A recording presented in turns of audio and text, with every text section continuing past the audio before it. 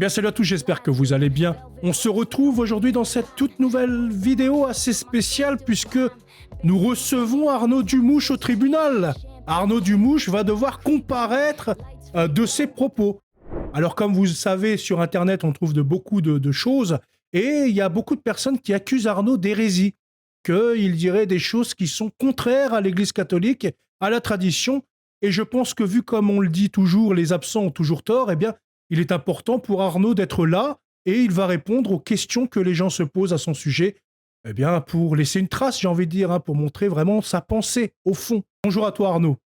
Ah bonjour, hein, Napo, voilà, très bien, c'est une très bonne idée.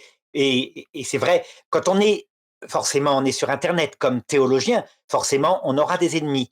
Mais il faut voir d'où ils viennent. Est-ce qu'ils viennent vraiment de la fidélité à l'Église ou pas? Mais ce que je peux te dire dès le départ, et ça peut rassurer nos auditeurs, c'est que tous mes livres ont eu l'imprimatur de l'Église catholique, de l'archevêché de Paris. Et donc, on va voir, c'est une chose très importante. L'imprimatur ne dit pas que ça veut dire que c'est la vérité catholique, mais Bien veut sûr. dire qu'en tout cas, ce n'est pas contradictoire avec la foi. Il n'y a pas Allons-y. d'erreur, on peut le lire en étant catholique. Ça, parfois, il peut y avoir des erreurs, mais ça, c'est le magistère qui traitera, qui traite sur des sujets libres. Hein. Mais par contre, sur des sujets qui ont été fixés par le Hmm. magistère, non. Non, là, je suis fidèle au magistère, c'est sûr. Alors, première question, on va commencer dans le dur, le sionisme et Israël. Est-ce vrai que tu adoptes parfois des positions favorables au sionisme ou à l'État d'Israël? Certains disent que cela contredit la tradition catholique et distingue l'ancienne alliance de la nouvelle et ainsi dénonce les erreurs du judaïsme post-christique. Explique-nous. Les protestants évangéliques sont sionistes souvent. Ça veut dire qu'ils pensent que quand le peuple juif reprendra sa terre, alors le Christ pourra revenir. C'est l'une des prophéties. Mhm. Et donc, ils sont pro-Israël et contre le Hamas, évidemment, mais contre les Palestiniens aussi. La position de l'Église catholique, et la mienne aussi, n'est pas du tout comme ça. Elle consiste à dire qu'il y a des prophéties explicites, effectivement, de Jésus. Il y en a 7 prophéties qui annoncent certains événements du peuple juif après la mort et la résurrection de Jésus. Que ces événements sont sans repentance, ça veut dire que Dieu continue d'utiliser la prophétie telle qu'il l'a fait dans l'Ancien Testament. Ce qui ne veut pas dire que le peuple juif est le peuple qui est toujours l'alliance, mais ce qui veut dire que l'alliance, et plutôt la prophétie donnée par le peuple juif, reste valable et restera valable jusqu'à la fin du monde, au point que le pape Pie XII disait à un moment donné, de même que Jésus est venu par le peuple juif, de même il reviendra par le peuple juif. Et donc, quelle est la position de l'Église? Elle consiste à dire que depuis 1948, et que le peuple juif est revenu en Israël par des événements absolument stupéfiants, on s'y attendait pas, elle n'est pas pour, elle n'est pas contre, elle constate que Jésus l'avait annoncé. Je vous ramènerai dans votre terre. Jérusalem sera foulée par les païens jusqu'à ce que soit terminé le temps des païens, des nations.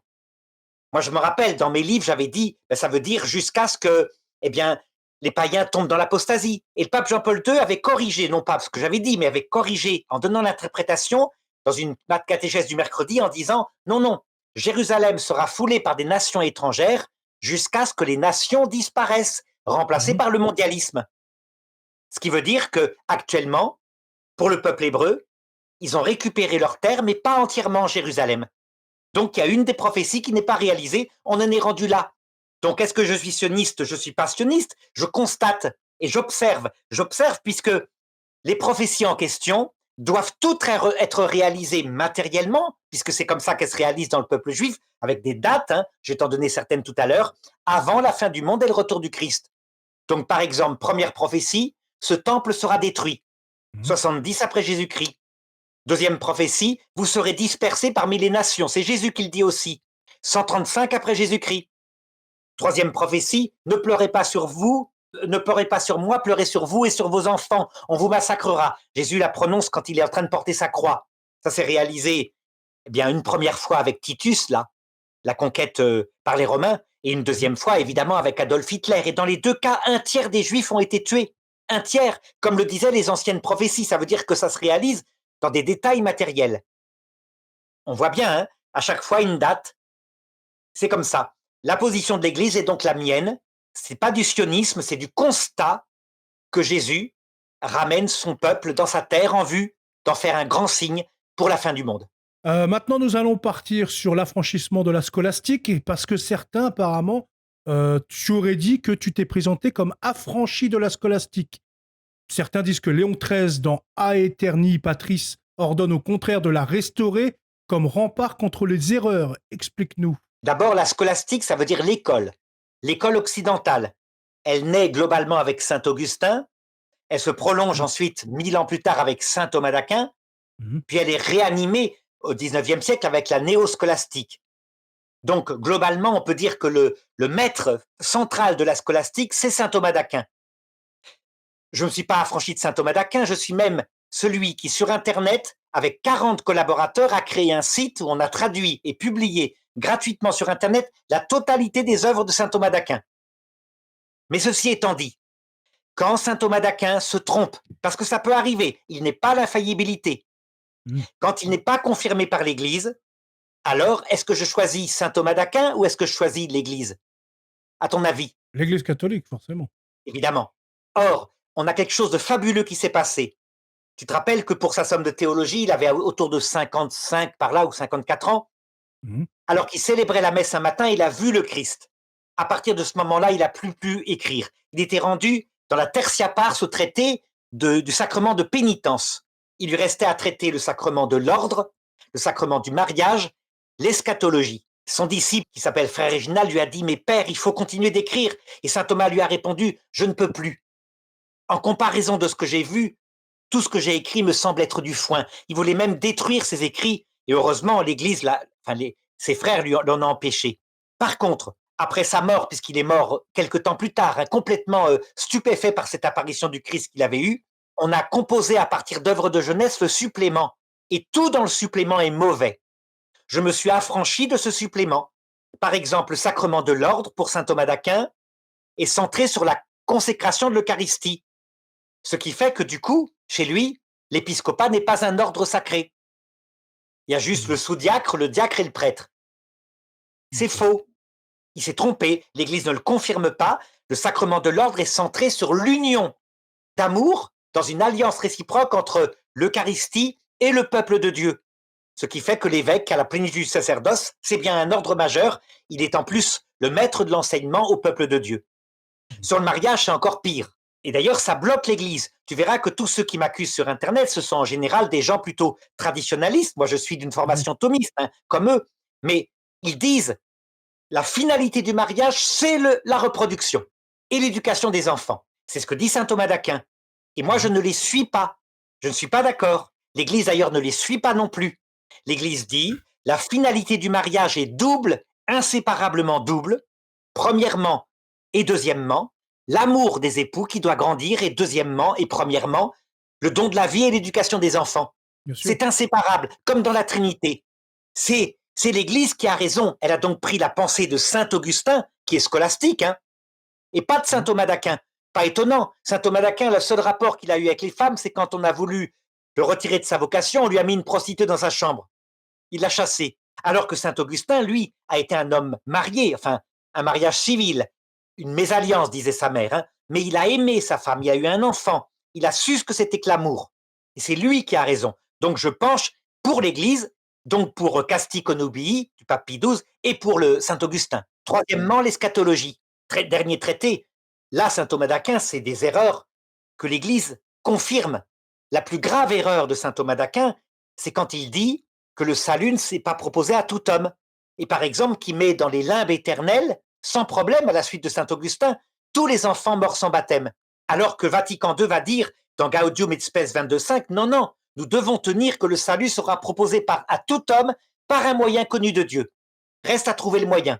Mais Donc, excuse-moi de te couper, est-ce qu'avant Vatican II, ça a été exprimé par d'autres papes ou par d'autres théologiens assez sérieux, ou est-ce que c'est vraiment quelque chose qui est arrivé avec Vatican II? c'est dans l'Écriture.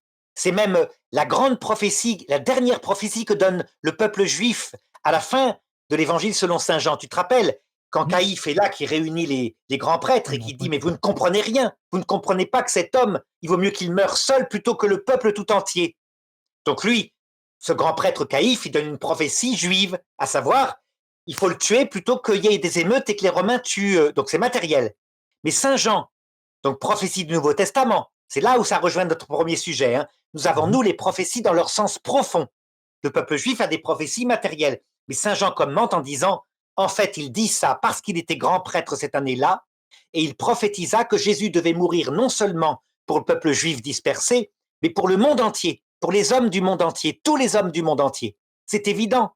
Il est mort pour tous les hommes, sans exception, les pécheurs comme les saints. Il essaye de sauver tous les hommes. Donc, il était absurde d'imaginer que des bébés, au prétexte qu'ils n'avaient pas reçu la goutte d'eau, allaient être séparés de Dieu pour l'éternité. Saint Augustin dit, ben, ils souffrent parce que c'est des petits êtres humains, donc ils ont une âme humaine, ils souffrent de ne pas voir Dieu. Et Saint Thomas d'Aquin répond, mais non, parce qu'ils n'ont pas péché, donc ils ne souffrent pas, ils planent entre deux mondes. C'est absurde. On ne peut pas imaginer Jésus qui meurt sur la croix pour des gens qui lui crachent dessus et qui ricanent en disant, descends de ta croix, mon lapin, on va croire en toi, et qui laisse des enfants séparés de lui. Donc je me suis séparé de la scolastique pour ça. Mais d'ailleurs, c'est pas une séparation. La scolastique, au sens propre du terme, c'est une école de théologie, magnifique, merveilleuse, latine. Mais heureusement qu'il y a d'autres écoles. Par exemple, pour la théologie mystique, qui est-ce qu'il faut avoir comme maître, à ton avis? Ben, Sainte Thérèse d'Avila. Ouais, c'est ce que, oui, avec son bouquin, avec son bouquin intérieur. Voilà. Pour la théologie morale, par exemple, pourquoi est-ce que les scolastiques étaient tellement en opposition avec le pape François? Parce que saint Thomas d'Aquin, quand on le regarde en lui-même, c'est uniquement de la doctrine universelle du style « le mensonge est toujours un mal, donc il ne faut jamais mentir ». Alors que le grand docteur de la théologie mystique, c'est saint Alphonse de Ligorie, il va dire « oui, il ne faut jamais mentir, mais il peut arriver que le mensonge soit moindre mal que pire, et donc il faille mentir. » Et l'utiliser parce qu'on ne peut pas faire autrement. Ce que disait le pape François, il a été très critiqué, mais le pape François avait tout à fait raison. Par exemple, Pie XII a menti, quand il a fait mentir quand il a dit que les enfants juifs étaient des enfants belges réfugiés en France. Il fallait faire croire ça aux nazis, il fallait leur faire des faux baptêmes. C'est une évidence, hein, voilà. Alors, prochaine question, état de grâce et communion. Est-ce vrai que tu taxes de jansénisme l'exigence d'être en état de grâce pour communier? Certains disent que c'est la norme constante. Explique-nous, Arnaud. Mais pas du tout, c'est pas du tout ma position d'abord. C'est une position d'ailleurs absurde. Qui peut savoir qu'il est en état de grâce, premièrement? Comme disait Jeanne d'Arc, si je suis en état de grâce, que Dieu m'y laisse, si je n'y suis pas, que Dieu m'y mette. On ne peut pas savoir si on est en état de grâce. Donc ma position consiste à dire que il faut se présenter à la communion comme si on n'était pas en état de grâce, demander pardon si on a conscience d'un péché grave, un péché mortel de faiblesse, par exemple une colère, un adultère, hein, promettre qu'on se confesse dès qu'on pourra à un prêtre, et l'Église autorise. Si on a promis ça, alors, dans un repentir profond, que tout de même on communie à la messe, mais à condition qu'on tienne sa promesse. Si vraiment, parfois, on a un péché grave ou un état contradictoire avec la communion, comme par exemple divorcer, marié, ben de communier spirituellement. Ça veut dire d'aller à la messe, c'est ce que dit le pape Jean-Paul II, et là, de dire au Seigneur, Seigneur, je ne suis pas digne. Si je ne suis pas digne, Seigneur, comme le publicain. Et alors, il vient dans le cœur, parce que le Seigneur est attiré par une âme modeste et une âme humble. Ce qui veut dire que le publicain était en état de grâce et pas le pharisien. Lorsque le pharisien disait « Regarde, Seigneur, comme je suis quelqu'un de bien », et le publicain baissait les yeux. On a tout intérêt à utiliser ça. Moi, mon conseil, c'est ce que je dis quand on me pose la question, de temps en temps, il faut communier, de temps en temps, il ne faut pas communier. Ne pas communier quand on a péché, pour se souvenir de l'état de ceux qui ne peuvent pas communier, mais communier très souvent pour se souvenir à quel point le Seigneur vient dans notre cœur, même quand on a péché. Eh bien, en tout cas, dans cette vidéo, comme vous l'avez pu le voir, moi j'interroge seulement, c'est pas un débat. Arnaud exprime vraiment ce qu'il pense et ce qu'il enseigne. Hein. Parce que comme je le disais, sur Internet, on voit beaucoup de choses, des personnes qui inventent, qui déforment. Donc au moins là, on sait à peu près ce que pense Arnaud. Maintenant, ça se multiplie d'ailleurs, hein, ça se multiplie avec l'intelligence artificielle. Le pape Léon XIV, c'est une catastrophe, tout ce qu'on lui fait dire. Ça d'ailleurs, j'ai une vidéo à ce sujet qui va arriver, enfin je vais en faire une parce que là, ça devient grave, surtout sur le plan catholique. Les personnes Ce sont souvent d'ailleurs des sédévacantistes qui le font, hein, qui mettent des discours dans la bouche, et curieusement, les progressistes le font moins parce qu'ils sont plus âgés. Et ils ne sont pas férus d'Internet, tandis que les sédévacantistes ou les intégristes sont très jeunes et férus d'Internet. Donc, et c'est très malhonnête de faire ça.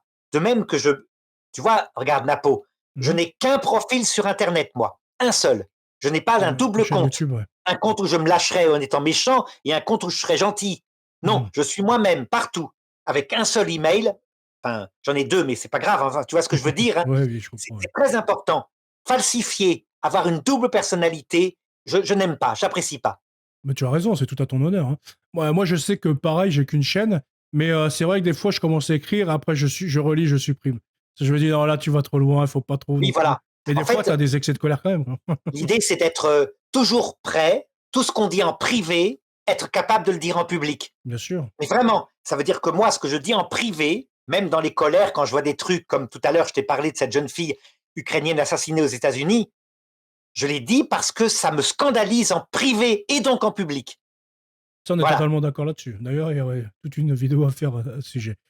On va partir sur la contraception, Arnaud. Est-ce vrai que tu qualifies la contraception parfois de simple imperfection et de moindre mal?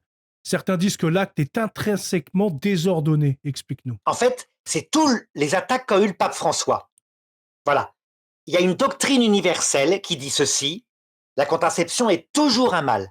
Je parle bien de la contraception, c'est-à-dire bloquer la Mmh. fécondité. Et ce, pour 2 raisons.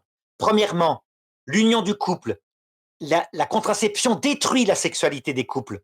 En ce sens que les couples peuvent le faire n'importe quand, donc du coup, au bout d'un certain temps, ça n'a plus aucune saveur, aucune expression d'amour. Bien sûr. C'est plus intéressant. Donc on voit beaucoup de jeunes, des gens, des hommes en particulier, qui retournent sur la pornographie sur Internet. Deuxième dégât, sur la venue de l'enfant, qui devient un malheur et non pas une bénédiction de Dieu. Donc c'est toujours un mal. Mais, comme disait le pape François, ça c'est la doctrine universelle, elle n'a pas de bras. On doit être capable de regarder. Il disait bien, pas de la casuistique, c'est pas ça. Il n'y a pas de doctrine casuistique. Mais regardez des cas. Et le cas que je vais te raconter, c'est le cas qui a été porté à Jean-Paul II. Ça se passe chez des catholiques égyptiens. À un moment donné, au moment où Jean-Paul II rappelait que même le préservatif, hein, il fallait la fidélité dans le couple, c'est ça qui protégeait du sida. Des Mmh, bien sûr. sœurs écrivent au pape en disant, voilà, c'est une femme mariée, son mari est un bon père, c'est un bon mari, il travaille, il est sérieux, mais il est obsédé sexuel. C'est-à-dire qu'il passe sa femme à la casserole tous les soirs. Et c'est plus fort que lui, hein. Et elle est coincée parce qu'elle dit, si je me refuse à lui, il ira voir des prostituées, il ramènera le sida à la maison, ça se passait dans les années 90, hein, je Ouais. pense.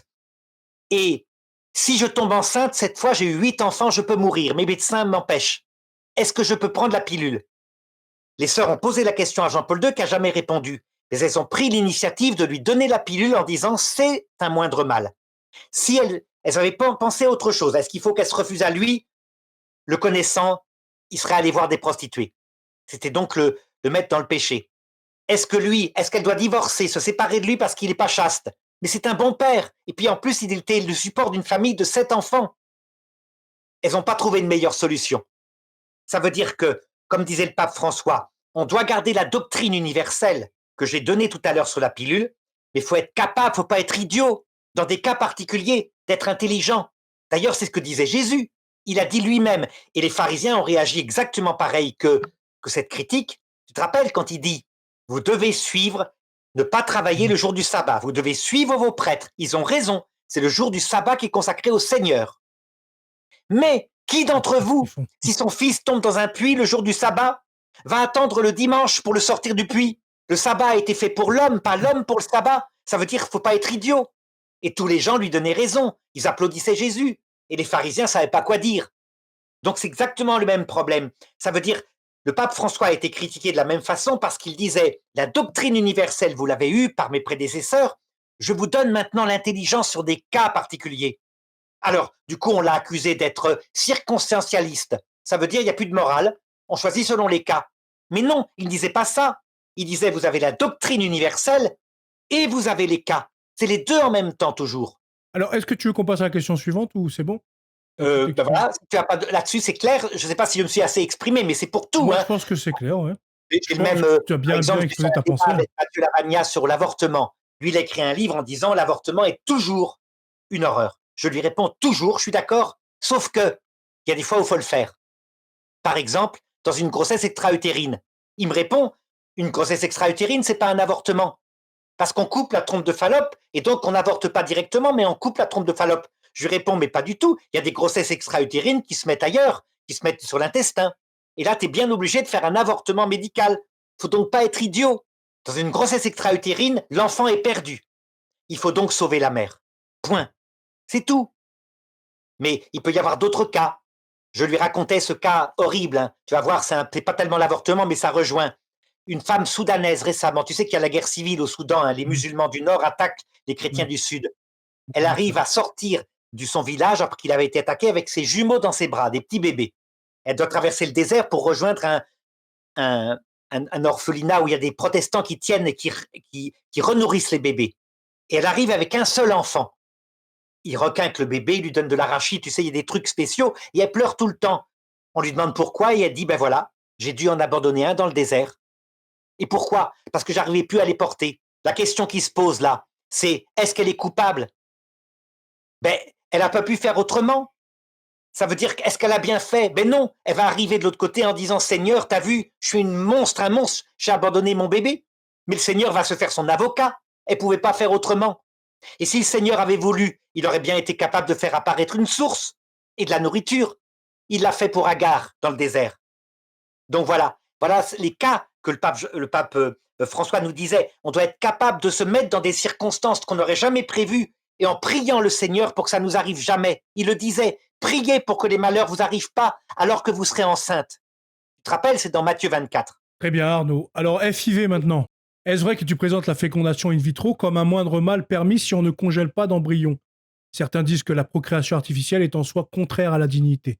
Explique-nous, Arnaud. Alors, la plupart des théologiens qui n'ont pas de nuance disent que l'avortement et la fécondation in vitro, c'est exactement pareil. On fait de l'enfant un objet de son désir. D'accord? Mhm. Moi, je réponds non, ce n'est pas du tout pareil. L'avortement, c'est sous peine d'excommunication que maintenant le pape François autorise les prêtres à lever dans les confessions. Mais il y a quand même une excommunication quand il y a un avortement volontaire. Je ne parle pas de la grossesse extra-utérine, hein. Je parle de l'avortement de confort où tu vas d'une circonstance. Pourquoi? Parce que un enfant dont le pape Jean-Paul II dit que son âme est créée à la conception, c'est un dogme du magistère ordinaire. Il l'a sorti dans Donum Vitae 6. À la conception, il précise bien dans le zygote. Ça veut dire alors que la fécondation vient d'avoir lieu. Quand on avorte volontairement, on l'envoie dans un sort qu'on ne connaît pas et on le prive de la vie terrestre qui est une vie importante. C'est le premier purgatoire. C'est là où, d'ailleurs, pas durable, hein, 80 ans pour les plus vigoureux, mais c'est là où on passe par la chair, on apprend des choses. Donc l'avortement, il y a une excommunication. La fécondation in vitro est toujours un mal. Je t'explique pourquoi. Parce que l'acte sexuel entre un homme et une femme est un acte sacramentel. Pourquoi? C'est très simple. Ils s'unissent pour manifester leur amour et cet amour peut donner une vie. Et cette vie, Dieu va la consacrer en créant l'âme du bébé. Donc la cause est théologale.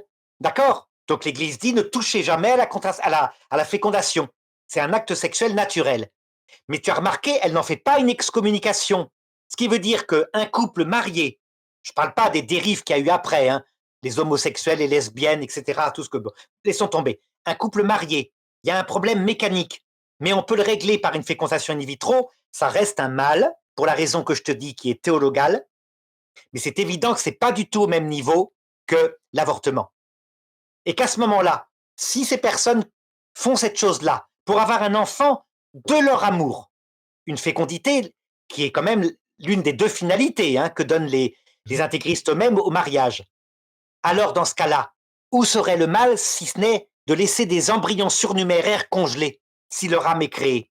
Donc c'est évident qu'il ne faut absolument pas laisser au congélateur pour qu'il soit détruit ou même objet d'expérience dans ce cas-là. Mais je n'ai jamais dit que c'était un bien. J'ai toujours dit avec l'Église que c'est un mal, mais qu'il faut le mettre à son niveau de mal. D'ailleurs, si c'était un mal absolu, absolu comme l'avortement, est-ce que Dieu bénirait en créant une âme dans les enfants qui ont été créés en éprouvette? On voit bien, hein. Mais Je laisse au maintiens, commentaire, hein. N'hésitez pas à commenter tout à fait, pour je répondre. maintiens que l'Église, elle le dit, quand on a la chance d'être fécond, la fécondité doit venir par un acte sexuel naturel et Dieu le bénit en créant l'âme de l'enfant. Donc que faire quand un couple est stérile et que le problème mécanique se pose? Moi je dis ceci, voilà ce que je conseille aux couples. Premièrement, vous priez, parce que Dieu fera un miracle. Priez bien pour que Dieu vous rende votre fécondité. J'ai des tas d'exemples de saints à qui la fécondité a été rendue. Et l'enfant est venu. Et si Dieu n'intervient pas, alors peut-être réfléchissez à l'aide de la médecine en sachant ce que dit l'Église. Mais c'est vous qui allez décider parce que ce n'est quand même pas l'avortement. Alors que quand c'est un avortement, c'est pas pareil. L'avortement, je montre que c'est abominable. Il n'y a strictement aucun cas dans un monde en paix comme on est actuellement pour que l'avortement se justifie, à part évidemment une grossesse extra-utérine ou alors l'hyperclampsie, tu sais, les maladies très très Mhm. spécifiques de la grossesse. Voilà. Pour la femme en danger, ouais.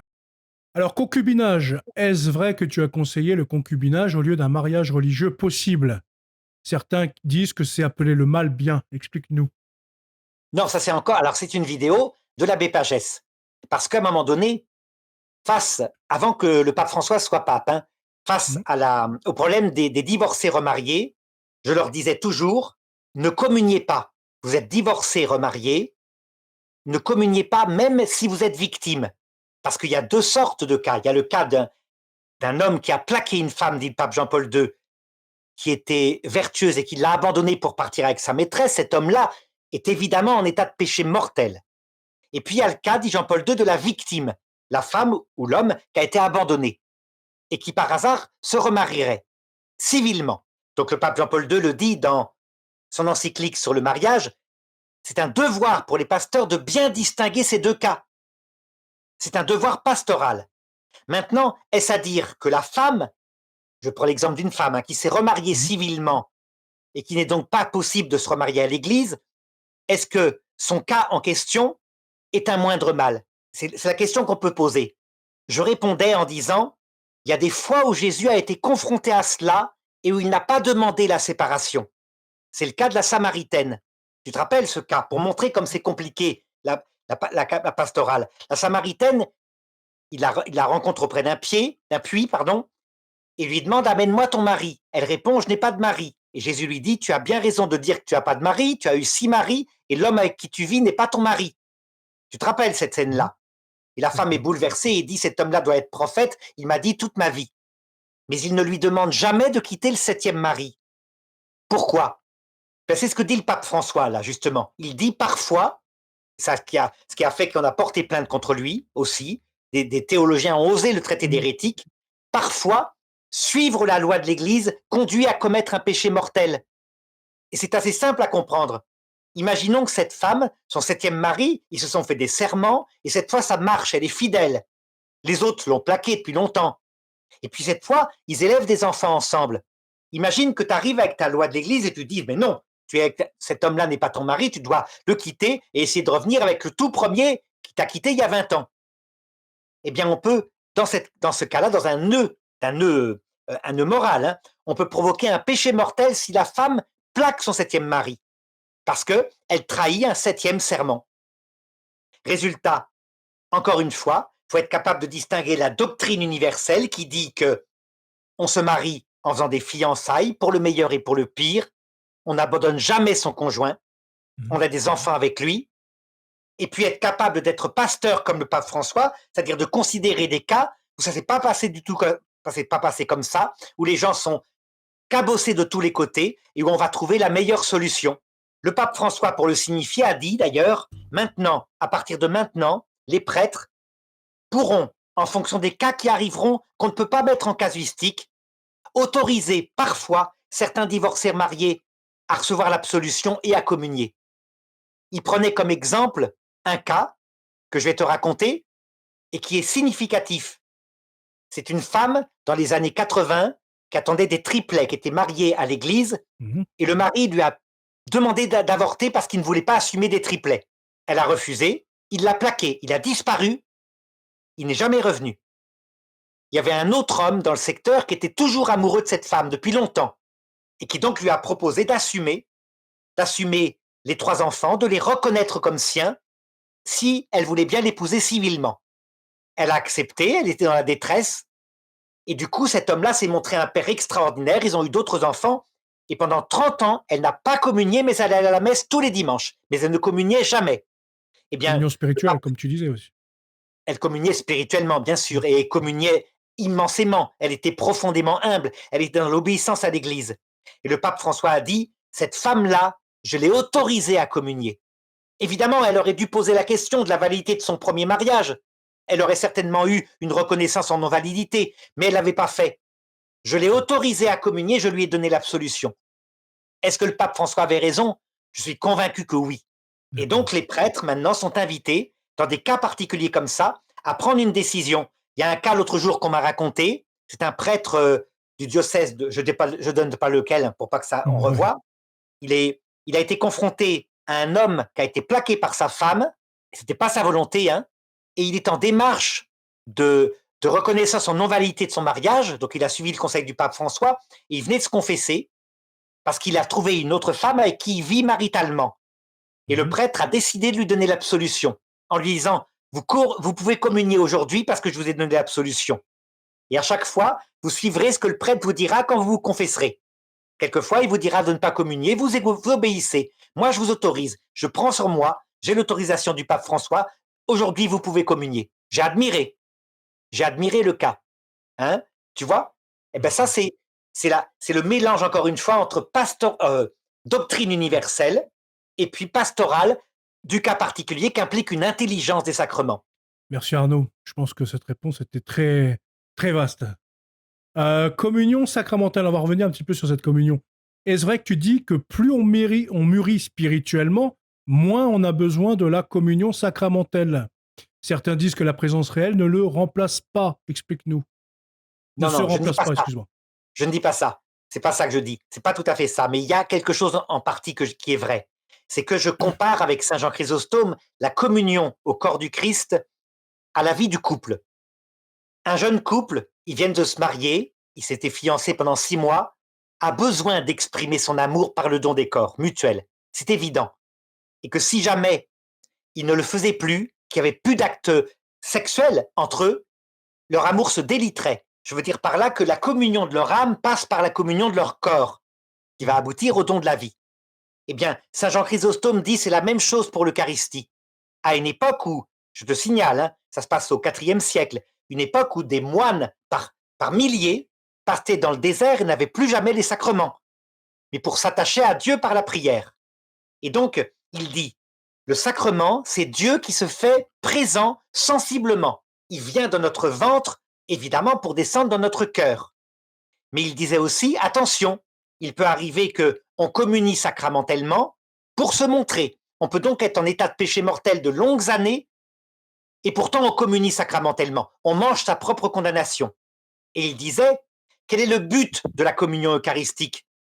Eh bien, c'est l'oraison du cœur, le cœur à cœur, qui doit durer après. Et là, quand on prie en silence dans sa chambre, on ne peut pas rester longtemps en état de péché mortel parce qu'au Seigneur, on ne ment pas.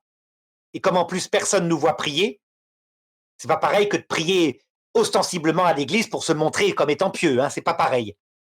D'accord? Et donc, l'Eucharistie a comme but l'oraison du cœur, elle est utile, mais c'est vrai que quelquefois, des personnes âgées sont tellement proches par une vie contemplative qui a duré toute une vie de Jésus, que la communion eucharistique, ils n'en ont plus vraiment besoin. Un peu comme les couples plus âgés, quelquefois, n'ont plus de relations sexuelles et s'entendent totalement, sont dans une communion totale. Il y a donc une évolution au cours des âges de la vie spirituelle de l'Eucharistie. Donc ceux qui s'opposent à moi disent « Mais non, l'Eucharistie, c'est le centre de la vie chrétienne. » Je réponds « L'Eucharistie est le centre de la vie chrétienne sacramentelle. Et le centre de la vie chrétienne, c'est le Christ. » Ah, ils me disent « Mais le Christ est dans l'Eucharistie. » Oui, mais sous forme de pain. Mais le Christ est bien dans d'autres choses. Il est présent dans le cœur à cœur de l'oraison. Il est présent dans une promenade en forêt où on prie le chapelet. Donc le Christ se donne totalement et réellement par l'Eucharistie, mais il faut, attention, il ne faut pas exalter la spiritualité sacerdotale, puisque le docteur de l'Église, c'est bien Sainte Thérèse d'Avila, qui parlait exactement comme moi. Ça va? Très bien. Bon, en tout cas, c'est bien. Tu peux t'exprimer au moins. Tu as le libre champ pour répondre à tout ça. Maintenant, on va taper un peu dans le dur, parce que là, je pense que c'est cette thèse, cette théorie qui met pas tout le monde d'accord. On est beaucoup qui ne pensons pas comme toi. En tout cas, moi, j'ai pas mon avis à dire dans cette vidéo. C'est toi qui as la pleine parole. Est-ce vrai que tu enseignes une apparition du Christ et du démon à l'heure de la mort pour un ultime choix lucide? Certains disent que cela nie le jugement particulier qui est immédiat. On traîne l'âme directement au jugement. Explique-nous, Arnaud. Dans la scolastique, ceci est nié, effectivement. Pour saint Thomas d'Aquin, la mort est un instant, c'est l'arrêt du cœur, séparation de l'âme immédiate, et instantanément le Christ vient comme juge et pas comme avocat. Et il distribue les peines, enfer pour les méchants, qu'il juge lui-même, paradis pour les saints, et puis purgatoire pour la plupart des gens. Cette chose-là pose un gros problème. C'est l'eschatologie de saint Thomas d'Aquin. Le gros problème, c'est ceci. C'est qu'on constate que le Seigneur, ici, dans cette vie terrestre, nous a mis volontairement, compte tenu du péché originel, de l'ignorance et de la faiblesse. C'est-à-dire qu'il a voulu, c'est ce qui est dit en Genèse chapitre 3, il a voulu que la femme, son désir se porte vers son mari, son désir affectif, et puis elle enfante dans la douleur, ce qui veut dire qu'elle met des enfants qui sont indignes au monde. Que le mari, lui, c'est plutôt, il est poussière, il retourne à la poussière. Donc la dépendance qu'on a par rapport à un moment donné où on devient vieux, on n'arrive plus à être autonome. Et puis le travail, qui nous travaille parce qu'on doit nourrir une famille. On a une part de faiblesse, on a une part d'ignorance. Mais ça, tu dis, c'est le Seigneur qui l'a donné, c'est ça, Oui, parce que si on suit, c'est à cause du péché, c'est ce qui découle du péché d'Adam et Ève, finalement. Donc est-ce que c'est Dieu qui l'a mis ou c'est l'homme qui l'a choisi librement? Les deux ensemble. C'est pour ça que c'est embêtant. Adam et Ève étaient parfaitement lucides et parfaitement maîtres d'eux au point qu'ils étaient nus, ils n'avaient pas honte. Et quand ils ont péché, alors Dieu s'est retiré de leur âme, ce qui fait que l'ignorance arrive, ainsi que pour leurs enfants, et en plus a retiré sa grâce originelle, ce qui fait que leur corps s'est révolté contre leur âme, et cette faiblesse que Dieu a voulu était volontaire pour une raison simple, c'est saint Paul qui la donne, afin que nous ne soyons pas orgueilleux. Il a mis une écharde dans notre chair afin que nous ne soyons pas orgueilleux. Donc Dieu a diminué notre liberté, il ne l'a pas supprimée. Ça, c'est la pensée de Calvin qui dit qu'il l'a supprimée. Mais la pensée de certains scolastiques est qu'elle est parfaite. Ils ont tort, ils sont dans l'erreur. Notre liberté n'est pas parfaite. Elle serait parfaite si nous étions parfaitement lucides, y compris de ce que c'est que le paradis, l'enfer. Alors là, on peut choisir. Et deuxièmement, s'il n'y avait pas en nous des tas de pulsions qui nous entraînent vers les plaisirs égoïstes, la gloire pour briller. Et je suis sûr que tu es comme moi, un apo, tu fais des vidéos sur Internet, c'est pour le Seigneur, mais qu'il y a une petite partie de gloire. Moi, je suis comme ça, c'est évident. Forcément, après, on a envie d'être vu, on ne fait pas ça pour que personne n'écoute. Donc, forcément, il y a un petit côté quand même, on a besoin aussi d'avoir l'approbation des autres. Je veux dire, d'être vu, d'être écouté, de sentir qu'on est en phase avec les autres. Non, mais ça, c'est complètement d'accord, oui. Ce qui veut dire qu'on est mélangé de bon grain, qui est le service du Seigneur, et d'ivraie, qui est la gloire. Mais on est tous comme ça, sauf la Vierge Marie, et le Christ, bien sûr. Et puis, troisièmement, l'argent. L'argent peut jouer, c'est la convoitise, l'orgueil de la richesse. Pourquoi a-t-il mis ces faiblesses-là? Pour qu'on ne soit pas orgueilleux. Ce qui veut dire que, sur Terre, quand on regarde les péchés des hommes, on voit qu'il y a des circonstances atténuantes. Toute la foi catholique a toujours dit qu'il allait prendre sur lui, Jésus, nos péchés mortels d'ignorance et nos péchés mortels de faiblesse. Toujours, ça a été dit, tu es d'accord avec moi. Il les prendra sur lui. Il a pris sur lui nos péchés. Le seul péché qu'il ne prendra jamais sur lui, c'est le péché contre l'Esprit Saint. Ça veut dire un péché totalement lucide et totalement maîtrisé. Le vrai péché mortel. D'accord? Au sens propre du terme. Ce qui veut dire que dans la logique, quand on n'est pas seulement dans la scolastique, mais qu'on prend tous les docteurs de l'Église, on comprend la vie terrestre, c'est un premier purgatoire. Manifestement, il veut que nous découvrions les limites de notre âme, notre faiblesse. Pour cela, il utilise 3 croix. La croix du mauvais larron pour les méchants. Il leur répond pas, il les laisse mourir de leur méchanceté.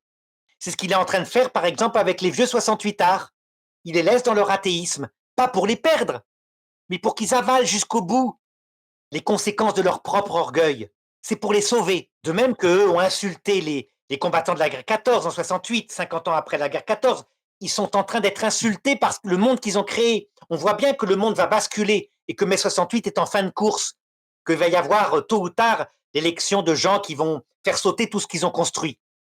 Il faut qu'ils apprennent. C'est la croix du mauvais larron. Deuxièmement, la croix du bon larron pour les personnes humbles, de bonne volonté, mais qui sont fragiles, mais qui ne connaissent pas le Christ. là, il les abandonne à leur faiblesse. Quelquefois, ça les pousse d'ailleurs au suicide, c'est très très douloureux, mais s'ils développent de l'humilité, parce que ce sont des personnes qui s'occupent des autres, qui sont de bonne volonté, alors elles iront au paradis. Le bon larron, il lui promet que le soir même, il ira au paradis. C'est une croix très lourde que la croix du bon larron. Bien sûr. Hein. On connaît des personnes de bonne volonté comme ça, les pauvres, ils n'ont pas la foi, ils sont angoissés, mais ils se cachent à eux. Voilà. Et troisièmement, la croix du Christ, que nous deux, toi et moi, on a reçu. C'est la chance qu'on a parce qu'on a eu reçu la foi. C'est Oui, une tout à croix fait. légère, puisqu'on sait pourquoi on souffre, pourquoi on va mourir. Elle a donc un but. On est comme un bateau avec un pilote, c'est le Christ, et une boussole. On sait où on va. On passe par des épreuves, mais notre croix est légère. Eh bien, on comprend bien que si l'enfer, le Christ le dit, est réservé au seul péché contre l'Esprit Saint, le péché qu'il ne prendra pas sur lui, donc à des gens parfaitement lucides, parfaitement maîtres d'eux, puisque les Saint-Esprits procèdent du Père et du Fils, donc de la puissance et de la connaissance parfaite. Alors il faut donc que ces gens qui choisissent l'enfer le choisissent en sachant ce que c'est. D'accord? Mais on peut le Donc savoir il faut sur qu'à un Terre, ce que moment c'est. donné, Certains ben, vont te dire, mais on le sait déjà depuis la Terre, ce que c'est l'enfer. On n'a pas besoin de mourir pour le savoir. même les chrétiens ne le savent pas. Tu sais, les chrétiens, la plupart des scolastiques, ils croient que l'enfer, c'est un barbecue où il y a des diables qui nous tournent à la broche et puis qui retournent de l'autre côté dès que c'est cuit d'un côté et ça éternellement. Et quand tu as péché par le sexe, on te coupe le zizi en tranches puis il repousse et ça Ah, éternellement. je pense que tu caricatures un peu. Je pense qu'ils disent Non, je ne seulement c'est caricature la pas. séparation de Dieu, quoi. Va voir, L'enfer, c'est séparé de Dieu. va voir les livres. Par exemple, l'enfer de Dante, c'est exactement ça. Oui, Et tous je les vois très schémas bien. qu'il représente. Dans la scolastique, saint Thomas d'Aquin le représente exactement comme ça dans le supplément en disant les âmes actuelles qui n'ont pas encore leur corps, comment souffrent-elles physiquement? Et il invente une théorie en disant parce qu'elles ne peuvent penser qu'à la substance du feu. Et donc elles sont bloquées dans la substance du feu avant que n'arrive la résurrection où là elles pourront cuire. Je n'invente rien. Ah, je veux dire, Non, aujourd'hui, ils disent plus ça, je veux dire. Aujourd'hui, les personnes t'expliquent que l'enfer, c'est pas tu vas te faire couper, etc. C'est vraiment la séparation de Dieu, c'est le feu intérieur qui nous brûle parce que on a refusé l'amour de Dieu, etc. Sur terre, quoi. Et eh hier, bien, ça bon, veut c'est dire éloigné qu'ils un peu sont quand même. plus thomistes, ils sont comme moi. Ils se sont séparés de la scolastique sur ce point-là comme moi. Et ils ont raison, parce que c'est ce que disait saint Augustin. L'enfer, c'est l'amour de soi poussé jusqu'au mépris de Dieu et du prochain. Un choix parfaitement libre. Donc tu vois, la grandeur de cette spiritualité, ça implique donc qu'on sache que c'est que l'enfer si on doit le choisir. Il faut donc que le prince de l'enfer nous le présente. Et le prince de l'enfer, c'est qui si ce n'est Lucifer? C'est son rôle, c'est évident. Et donc il est annoncé explicitement dans l'Écriture, 2 Thessaloniciens chapitre 2, qu'il viendra. Et même Jésus dit à un moment donné, et quand viendra celui qui viendra en son propre nom, vous le suivrez, vous? Alors, ce qui veut dire que là, il y a possibilité du péché contre l'Esprit Saint. Ce qui veut dire que la terre est le premier purgatoire où Dieu se cache, c'est une préparation. Le passage de la mort, comme le disent les orientaux, est le deuxième purgatoire entre ce monde et l'autre, mais qui peut se prolonger parfois pour certains et devenir un vrai Hadès, un séjour des morts quand c'est nécessaire. Et alors arrive le troisième purgatoire, le troisième ciel, dit saint Paul. Quand il y est monté, il dit, j'ai vu des choses que je ne peux pas répéter. J'ai vu des choses extraordinaires. Je suis monté au troisième ciel, j'ai vu le paradis. En fait, c'est l'apparition du Christ accompagné des saints et des anges qu'il a Mhm. vu. Ça l'a bouleversé. Mais moi, qui suis théologien, j'ajoute, il faut obligatoirement que le démon, sous forme de Lucifer cette fois, pas sous forme de Satan, hein, qui vient se glisser maintenant dans notre psychologie pour nous faire tomber et nous habituer à l'égoïsme. Non, sous forme de ce qu'il est vraiment, la vraie révolte, le mystère de l'iniquité. Il faut qu'il vienne, qu'on voit vraiment ce que c'est que l'enfer. Et alors, qu'on voit les merveilles de ce que c'est que l'enfer. Comme disait Marthe Robin, le diable est beau parce que l'enfer, c'est la liberté de faire ce qu'on veut. Il avait dit à Adam et Ève, vous serez comme des dieux, vos yeux seront ouverts, vous choisirez vous-même le bien et le mal. Mais il faut que le Christ nous présente l'horreur de l'enfer, à savoir la solitude éternelle, un cœur vide. On n'est pas fait pour Lucifer, on est fait pour voir le vrai Dieu. Donc les souffrances, les grincements de dents, la rage, la haine, et des gens qui ne cèdent pas, ils le présentent, le Christ. Et donc, on voit bien, c'est la bataille d'Armageddon qui se joue là. Et donc, effectivement, j'ai élaboré ma thèse de théologie sur ça. Je croyais être le seul à le défendre, et peu à peu, je me suis rendu compte qu'en réalité, Sainte Faustine en avait parlé un peu, un tout petit peu. Elle le dit, une illumination finale qu'elle avait été mise à l'index par les scolastiques pendant 20 ans à cause de ça, avant d'être canonisée par Jean-Paul II. Et surtout, quand à un moment donné, j'ai voulu défendre ma thèse et la soutenir à Toulouse, elle était finie, elle était écrite, elle est publiée sur Internet, hein, donc j'invente rien, elle fait 600 pages. On m'a viré de ma soutenance, d'accord, à l'époque, là je te parle d'une affaire d'il y a 30 ans, hein, Mhm. et ça a tellement scandalisé le cardinal Ratzinger à l'époque qu'il m'a écrit en me disant venez la soutenir à Rome. Mais je venais d'avoir mon fils, donc je n'ai pas pu y aller. Par contre, tu sais comment il m'a récompensé? Il a mis le contenu de ma thèse en un paragraphe dans son encyclique Spe Salvi au numéro 47. Et c'est ma thèse. Alors, récemment, il y a quelqu'un qui m'a dit mais non, il paraît qu'il y a d'autres théologiens allemands qui la soutiennent. Il n'a jamais pu les trouver. C'est ma thèse exactement, c'est-à-dire que quand je t'ai dit que la terre est un premier purgatoire, que la rencontre avec le Christ, c'est le troisième purgatoire, et qu'après, il y a les purgatoires après le jugement, eh bien, c'est exactement ce qu'il dit.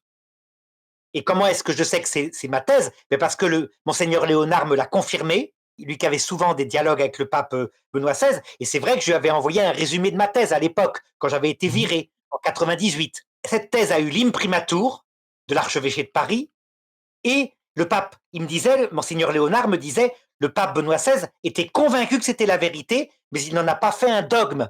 Il dit, certains théologiens disent que, parce que ça lui paraît rendre compte de tout, tout devient harmonieux dans la théologie à partir de là. Tous les dogmes deviennent simples, prennent leur sens. Pourquoi Dieu se cache? Pourquoi est-ce que ce qui s'est passé après Vatican II ou après mai 68, l'apostasie en Europe, il laisse faire? Les intégristes disent, c'est une catastrophe, ces gens vont aller en enfer.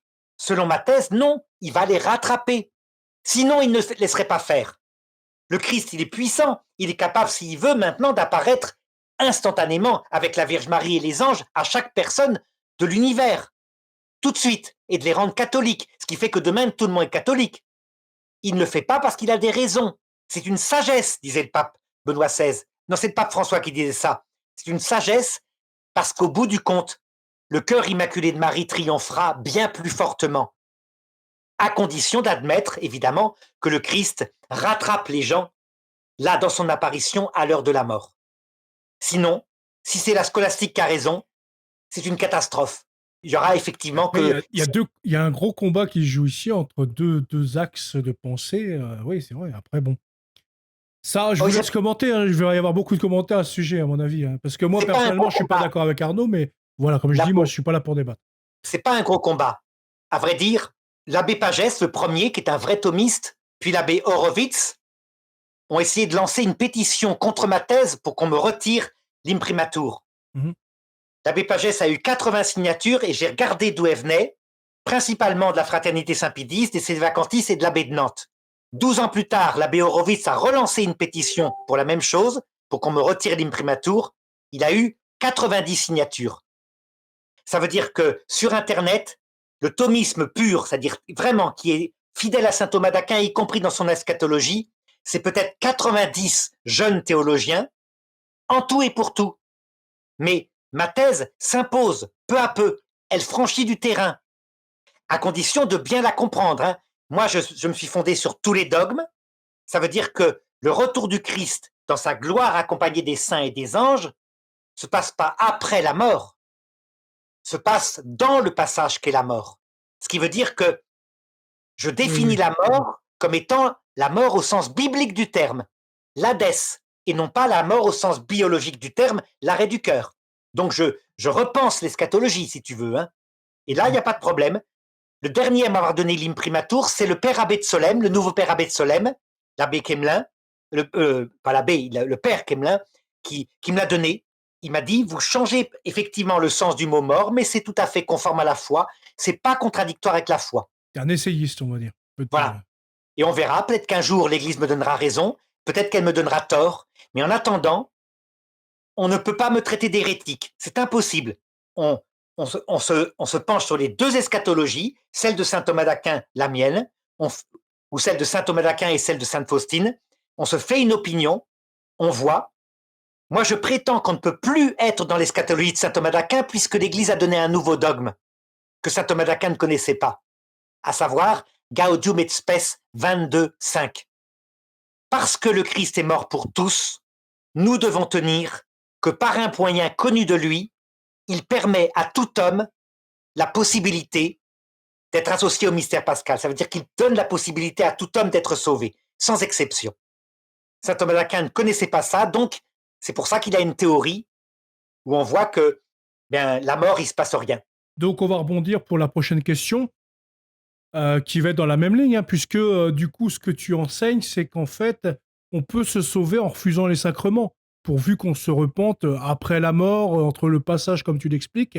Certains disent que c'est donc nier la nécessité des sacrements. Pourquoi avoir instauré des sacrements dans ce cas-là? On peut se sauver en refusant les sacrements quand on croit que les sacrements viennent d'une église fausse et qu'on est encore dans l'ignorance.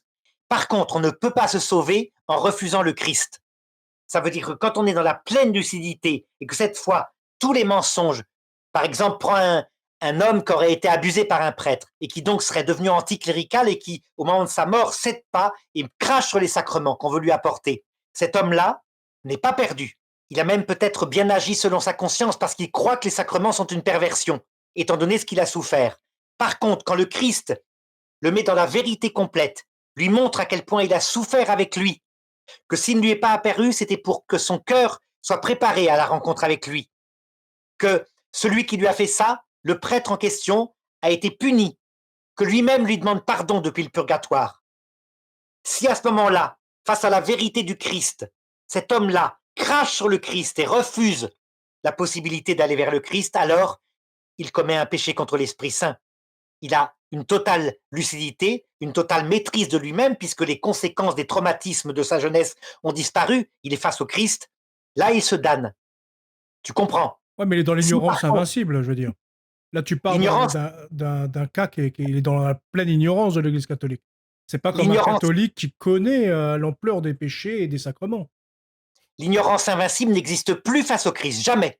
Ça veut dire que nous sommes libérés de toute ignorance invincible, y compris les bouddhistes, les athées, les musulmans, et nous sommes libérés de toute faiblesse invincible, comme les addictions.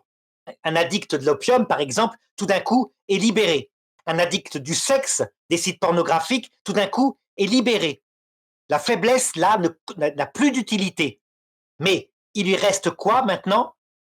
L'expérience de sa vie passée, avec ses faiblesses et sa misère et ses erreurs, la manifestation de là où il a péché, là où il s'est bien comporté, et le démon Lucifer qui lui apparaît en lui disant tu n'as pensé qu'à toi toute ta vie, reste toi-même, ne va pas maintenant te repentir, reste debout. Tu as la possibilité de choisir la liberté je dirais, d'être le maître du bien et du mal dans le monde que je te propose. C'est là que se passe la fameuse bataille d'Armageddon dans l'âme. Donc, tout ce que tu as commis de bien dans ta vie, y compris quand tu étais athée, quand tu as aidé un pauvre, tu as donné à manger à quelqu'un qui avait faim, tout cela t'attire vers le Christ, et tout ce que tu as commis de mal dans ta vie, même quand tu étais chrétien, tout cela t'attire vers le démon. Et c'est toi qui vas là, vraiment, dans un acte de collaboration avec la grâce, puisque la grâce, le Christ la donne, il te comble de sa grâce par sa présence, que tu vas opter. Et donc c'est un choix qui se fait porter par la grâce, et si tu te damnes, alors c'est un choix qui est dû à ta propre liberté, porté par la puissance du démon, mais qui est une puissance relative, évidemment. Il n'est que tentateur, accusateur, d'accord? Donc, du coup, alors, pour la prochaine question, c'est le salut facile. Est-ce que c'est vrai, donc, en t'écoutant, que ta théorie fait croire qu'il n'est plus nécessaire de combattre le péché des sept vies? Certains disent que cela endort les consciences et vide la vigilance chrétienne ici-bas. Explique-nous, Arnaud. Alors ça, c'était l'opinion de l'abbé Pagès. L'abbé Pagès termine toutes ses vidéos en disant « Si les hommes savent qu'ils se damnent, alors ils se convertiraient ». Moi, je lui réponds, son argumentation pastoralement est valable, a d'ailleurs été utilisée par le pape François pour les mafiosi en Italie, qui prétendent aller à la messe, qui font des tassimagrées en se prétendant chrétiens et qui tuent. ceux-là, tu peux les menacer de l'enfer comme a fait le pape François. Il leur a dit, si vous ne vous convertissez pas, vous irez en enfer. Donc c'est bien, il faut l'utiliser. Mais, deuxièmement, sur les petites âmes, les âmes fragiles, il faut leur dire la vérité sur l'enfer. L'enfer, ce sont des méchants qui obstinément méprisent et crachent à la figure du Christ et de la Vierge Marie et de leur propre mère face à la rencontre à l'heure de la mort. Ce sont des démons. Par contre, quand il disait le salut est facile, tu sais pourquoi? C'est parce qu'il oubliait le purgatoire.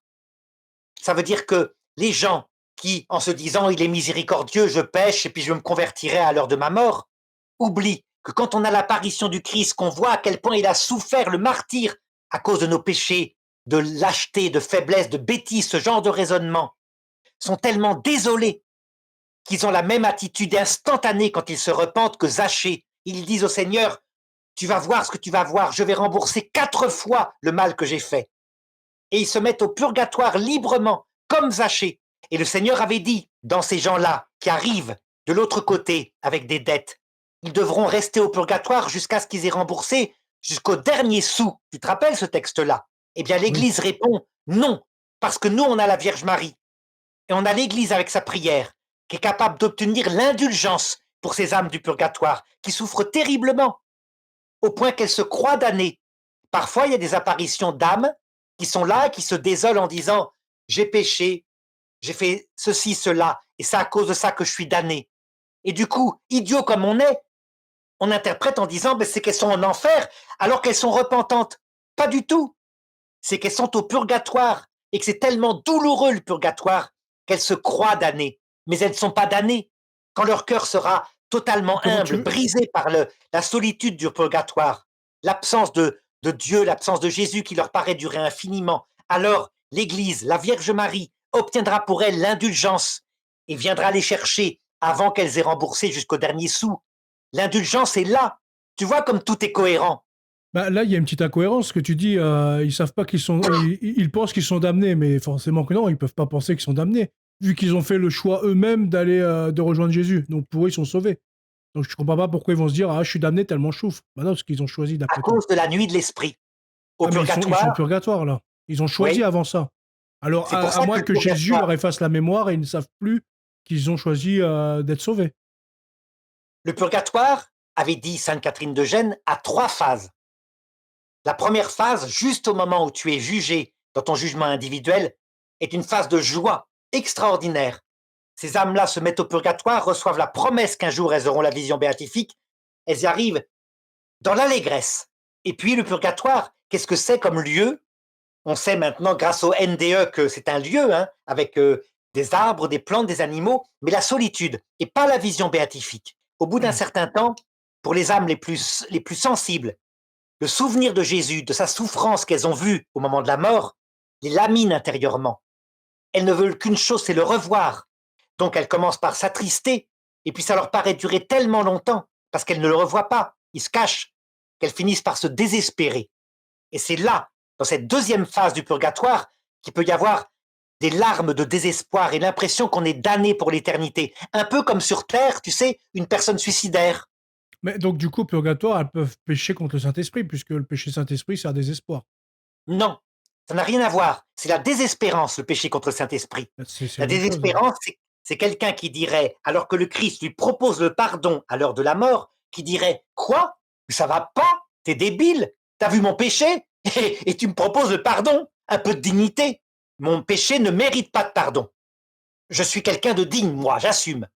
Ah, Le mais, ouais, désespoir, ça n'a rien à voir. excuse-moi, je t'ai Le coupé. désespoir, c'est une petite jeune fille anorexique et qui est tellement dans la nuit qu'elle a envie de se suicider. C'est pas un péché contre l'Esprit Saint, c'est un péché de faiblesse. Les âmes dans la deuxième phase sont dans le désespoir, c'est-à-dire une nuit de l'esprit. Puis tout se calme, elles arrivent dans la troisième phase où elles sont devenues toutes modestes. Elles disent au Seigneur, je ne suis pas digne de te recevoir, mais dis seulement une parole et je serai guéri. Alors le ciel s'ouvre. Elles peuvent aller au paradis. Donc, est-ce que c'est vrai que tu considères l'ignorance invincible comme voie de salut sans grâce sanctifiante? Certains disent que la grâce est toujours nécessaire. Là, Alors t'en là, as déjà beaucoup dit, c'est vrai, mais tu c'est peux un peu plus exactement la détailler. pensée que je partage du pape François. Mais en Mm. étant plus précis que lui a dit ça entre deux portes, à savoir que tout sur terre est une voie de salut. Mais il faut considérer 3 voies. La voie du mauvais larron, ce sont les religions horribles, par exemple les anciens paganismes. Mmh. Elles étaient soumises à de tels esclavages par des sorciers, comme par exemple chez les Incas qui ouvraient le cœur, la poitrine vivant pour offrir au soleil pour qu'il se lève, que pourquoi c'est une préparation au salut? Parce que quand ces gens mouraient et que le vrai Christ, celui qu'on connaît, leur apparaissait, elles étaient tellement bouleversées de voir qu'il est amour en comparaison de ce qu'elles s'attendaient à voir, c'est-à-dire des dieux horribles avec des dents, qu'elles se précipitaient dans ses bras. Ce qui veut dire que les religions horribles des anciens paganismes étaient des préparations au salut. Préparations que Dieu n'aime pas, mais que Dieu explique dans l'Ancien Testament quand il dit « Je leur donnais une loi qui ne les sauvait pas, mais de cette façon-là, ils comprenaient qui j'étais et ils voyaient leurs péchés. » Dans le prophète Ézéchiel. Deuxième voie de salut, c'est la voie, je t'ai dit tout à l'heure, des bons larrons. Ça veut dire quand il se cache à quelqu'un qui est de bonne volonté, que la personne supplie pour que Dieu se révèle, elle veut savoir pourquoi elle est sur terre, que Dieu ne répond pas, ne leur donne pas la foi. Je me rappelle qu'à un moment donné, quelqu'un me disait, mais il répond toujours, qui frappe, il ouvrira. La Mmh. réponse est non. Il répond toujours, m'avait dit un moine, mais pas tout de suite. Quelquefois, il ne répond que au dernier moment de la vie ou à l'heure de la mort. Comme on le voit avec des personnes autour de nous, plein de bonne volonté, et il n'y a pas d'apparition de Jésus, pas de choses qui leur donnent la foi, sachant que la foi est un don de Dieu. Bien sûr. Pourquoi ils passent par là? Parce que cette voie du salut consiste à vivre dans le désert, un désert sans eau pendant toute leur vie terrestre, et quand l'eau arrive en abondance à l'heure de la mort, avec l'apparition de Jésus, elle se précipite vers le salut. Et Jésus se fait leur avocat, leur dit, quand j'avais faim, tu m'as donné à manger. Et les personnes répondent, mais on ne te connaissait pas. Quand tu l'as fait à l'un de ces petits qui est mien, c'est à moi que tu l'as fait. Et puis troisièmement, la voie de nous chrétiens. On a la grâce sanctifiante. Mais nous, on a tendance à être des épouses, tellement fières d'être les épouses, qu'on devient des épouses orgueilleuses en disant, regarde, moi je suis pas comme ce sale païen là, ou ce musulman, ou alors cet athée. Moi au moins j'ai la grâce. Jésus avait dit dans une parabole, quand tu es invité à un mariage, ne prends pas tout de suite la première place, parce que attends-toi à ce que, dans ce cas-là, le maître de la cérémonie ne vienne te dire de te reculer parce que quelqu'un de plus digne que de toi doit prendre ta place à la Mmh. place d'honneur. Ça veut dire que il vaut mieux être un païen humble qu'arrive à l'heure de la mort et qui se jette dans les bras de Jésus, plutôt qu'un chrétien orgueilleux qui est sûr d'avoir le salut et qui est plein d'arrogance. Le mieux est d'être un chrétien humble. Ça veut dire de ne pas être mieux, mais de tous les deux se réjouir en disant merci Seigneur de nous avoir donné à moi et à Napo la foi dans notre jeunesse. Merci. Oh, qu'est-ce qu'on pourra on peut jamais te remercier autant, mais nous ne valons pas mieux que les autres. Si nous avions été athées, peut-être que nous serions les pires des pécheurs. Prends pitié de ceux qui sont athées et qui sont dans la luxure et dans la bêtise, parce qu'ils ne Bien savent sûr, pas. faut prier pour eux, oui. Mais du coup, on va revenir au péché contre le Saint-Esprit, contre l'Esprit Saint plutôt. Parce que certains disent, enfin l'Église catholique le dit, que le moindre péché mortel exclut du royaume. Et ça, c'est l'Église qui le dit. À la mort, si on a péché mortellement, on va en enfer.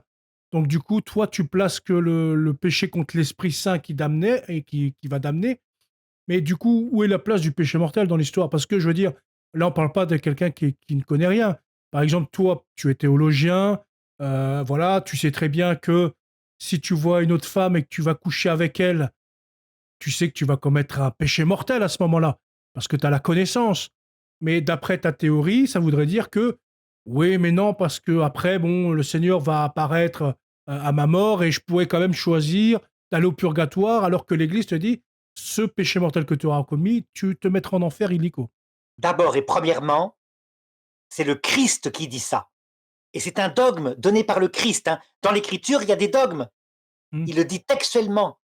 En vérité, je vous le dis, Matthieu 12, 31. Tout péché et blasphème sera pardonné aux hommes, mais le blasphème contre l'Esprit Saint ne sera jamais pardonné. Et quiconque aura dit une parole contre le Fils de l'homme, cela lui sera pardonné, mais quiconque aura parlé contre l'Esprit Saint, cela ne sera pas pardonné ni en ce monde, ni dans l'autre. D'accord? Donc, d'abord, il faut savoir ce que c'est que le péché mortel. C'est une notion très ancienne, mais qui est calquée sur la morale humaine. Tu vas comprendre. Regarde, si tu es marié, que tu arrives un soir après avoir travaillé toute une journée et que tu oublies de dire d'embrasser ta femme, Est-ce que tu as commis un péché mortel contre elle? Non. Non, c'est un péché véniel, ça veut dire c'est pas bien. Bon, bah, tu étais fatigué, Je suis elle même t'en pas veut sûr que ce pas soit un du tout. péché, hein, je veux dire, c'est pas forcément Ça un péché, peut. hein. Si tu le fais tout le temps, que tous les soirs, tu Ouais, arrives et tu lui dis jamais un petit bonjour, jamais rien, ça peut finir par devenir un péché qui fait qu'on est comme des étrangers qui tournent au péché mortel. Le péché mortel, c'est le péché qui tue l'amour, entre deux époux, par exemple, hein. Donc, maintenant, regarde, je vais t'expliquer ce que c'est que le péché contre le fils d'abord. ah oui. Imagine, tu ne sais pas que quand tu bois de l'alcool, tu mets à te cogner ta femme, tu perds la tête, tu tombes dans l'inconscience. Un jour, tu bois pour la première fois, tu rentres à la maison, tu t'as mis à la battre. Le lendemain matin, elle a des cocards partout. Est-ce que tu as commis un péché mortel contre elle? Bien sûr que oui. Un péché mortel de faiblesse ou Si tu d'ignorance? catholique, oui, en tout cas, parce que tu sais très bien que Oui. tu as pas le droit d'être ivre, donc l'ivresse, c'est un péché mortel, puisque Oui, mais là, derrière, tu te contrôleras pas et c'est ce tu qui ne s'est savais passé. pas. C'est la première fois que tu as bu, tu ne savais pas que l'alcool provoquait un tel effet. On appellera ça un péché mortel contre le fils. Pourquoi? Parce qu'il y avait une part d'ignorance.